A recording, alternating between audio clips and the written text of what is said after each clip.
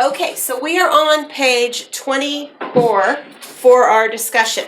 And one of the questions I want to ask is, I want you to kind of look at page 24 and then see if you can tell me what are some of the things that Phoebe did in her job. Remember, her job was to be the housekeeper at Mortier House, which is where who was staying? Who was staying in Mortier House? Grace. George Washington. That's correct. Very good. George Washington. And so what was she doing as housekeeper? Give me one of her jobs. Johnny? She was, she cleaned the furniture that was described as silver, shining, and polished. Yeah, she cleaned and dusted the furniture and polished the silver. Do you guys know what that means when it says she polished the silver? Do you know what that means? Okay, let's talk about that, because not a lot of people have real silver in their homes anymore. Do you know what silverware is? Yeah. What you call silverware, your forks and your knives and your spoons? They're usually made nowadays out of stainless steel. But if you have sterling silver, I have some spoons that were my grandmother's that are made out of silver, and they have to be polished, otherwise they tarnish and get discolored. Okay, so when it says she was polishing the silver, what she was doing was polishing the forks and the knives and the spoons so that they were shiny and looked pretty. That's what that was about. What else? Anything else that you can see on here that she did, Talon?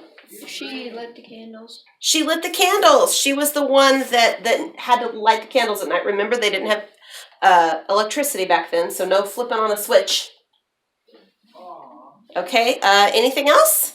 There's a couple more things that I see here. Brady? Shining the furniture and dusted. Yes, that is. Johnny said that one. But yes, you're right. Johnny?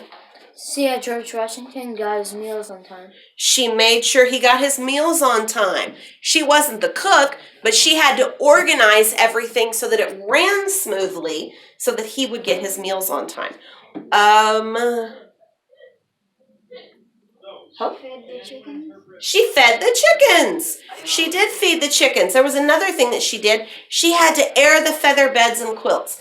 So back then they didn't have like big washing machines, and they didn't have mattresses the way we have mattresses. So their beds had, usually would have a rope. So you had your bed frame, and then there would be a rope that would crisscross the bed. And then the mattress would be basically what amounted to a big pillow stuffed full of something soft. Now, if you were a very wealthy person, you had a feather bed. And so your mattress was stuffed full of feathers, goose down or the actual feathers. And I have a couple of feather pillows, and they're really, really nice.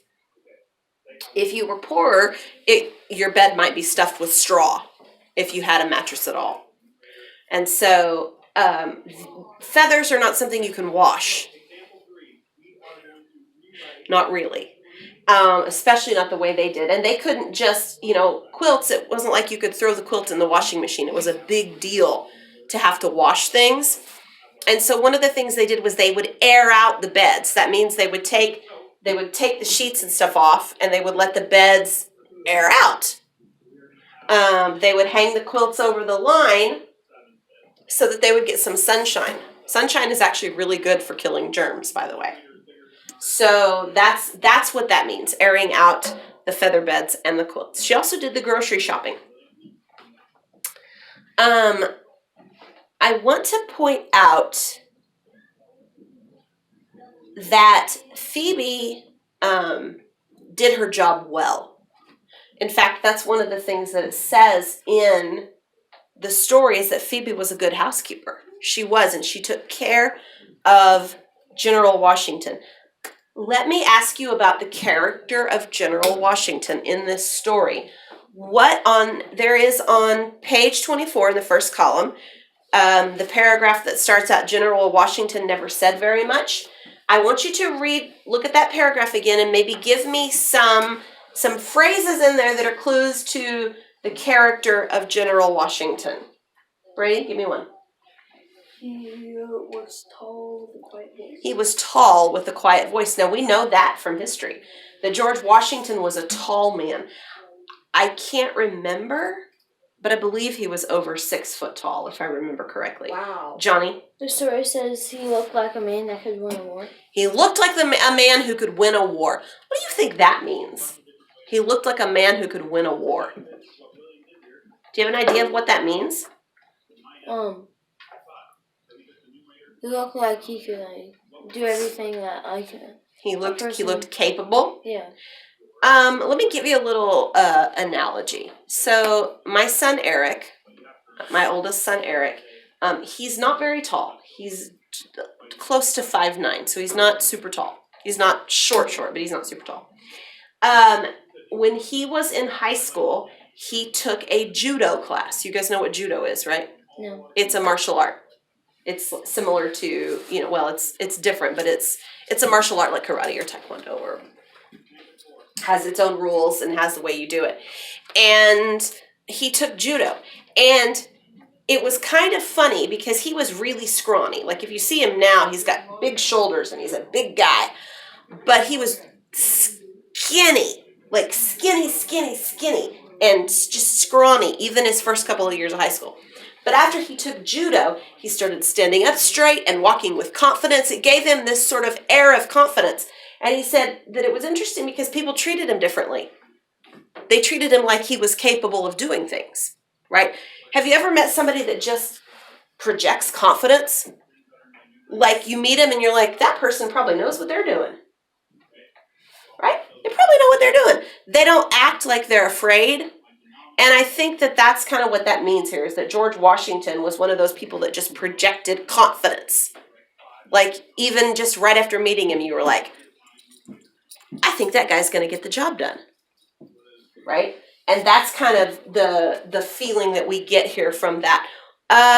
What else? Let's see. What does it tell us about Mrs. Washington? There's just one thing that it tells us about Mrs. Washington. By the way, her name was Martha, if you didn't know. Grace, did you see it? Yeah, she was to have a fresh egg each day. She was to have a fresh egg each day, which meant that Phoebe had to collect an egg from the chickens so that Mrs. Washington could have her egg each day. Pompey. What did Pompey do? Now, who was Pompey? You guys remember who Pompey was? Yeah. Johnny, who was Pompey? He was a little boy at the beginning of the story that was supposed to help out. Yes, he was helping out, but who, do you remember, who his people were? The cook. He was the cook's son. He was the cook's son. He was Mary, the cook's son. And what was a way that this said that Pompey helped? Grace? Bringing in the firewood. Yeah, there was a lot of things he did. He brought in the firewood, but what else did he do? Johnny? He helped Phoebe feed the hens the leftover scraps of bread. And he was the one that visited the hen house every morning to get the eggs. So Phoebe and Pompey were working with the chickens. Okay, you know what? We're going to have to stop there. We didn't get very far today, nearly as far as I wanted, because we had our spelling practice test today. So tomorrow is First Chapter Friday. I was going to have a free read day, but I think we're going to need to continue our discussion. So we'll do First Chapter Friday, and then we'll do our class discussion as we work through Phoebe and the general, okay? All right, you may be excused. Class is over.